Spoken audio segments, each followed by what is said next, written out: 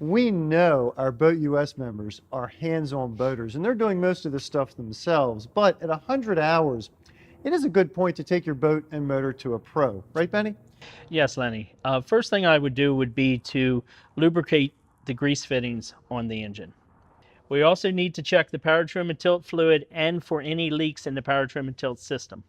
The next thing in the 100-hour check is to make sure your connectors are tight and to spray them down with silicone spray to keep moisture and corrosion at bay. The next thing we need to do is to check the shift and the throttle cable linkages. Retorque your bolts and fasteners. Check engine mounts and steering brackets for extra play or leaks. Inspect or replace spark plugs as necessary. Change your gear case and power head oils. First thing, Lenny, you do is you pull your dipstick out, wipe it off as you come out. This is the proper way to do it. Stick it back in and then take your reading and make sure that your level is correct.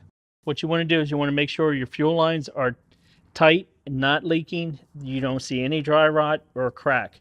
You have them there at your fuel water separator and all the way back at your tank. You need to replace your fuel water separator. You cannot dump it out and reuse it because then you will contaminate your fuel system. Oh, you can't reuse that piece? Absolutely not. Now, Lenny, now's a good time to remind everybody that they need to run a really good fuel stabilizer, especially with ethanol fuels today. Next thing you want to check, Lenny, is make sure that your mounting bolts are not loose, corroded, or damaged in any way. You also want to check back in here at the head of the bolt is not sucking into the transom and cracking the gel coat. Next thing you want to check, Lenny, is you want to make sure your prop and your skeg are in good shape. Now, what happens if you see something like this? Chances are you have internal damage in your lower unit. Hey, Lenny, bring me that cowling.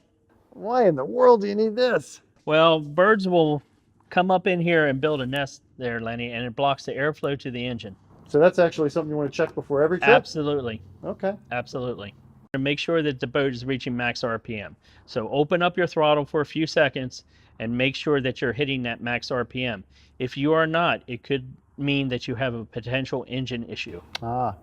Next thing, Lenny, when you get the boat to the water, you want to make sure that your Telltale is putting out water, because it could mean that either your water pump impeller is going bad or you have an insect that's actually got up in there and made a nest. If no water's coming out. If no water is coming out. Gotcha. And inspect or replace the water pump impeller as necessary. So after you've checked and inspected the water pump, you need to grease the dry shaft at the grease points on the splines and the bushing areas. Check for fishing line behind the prop before the seal.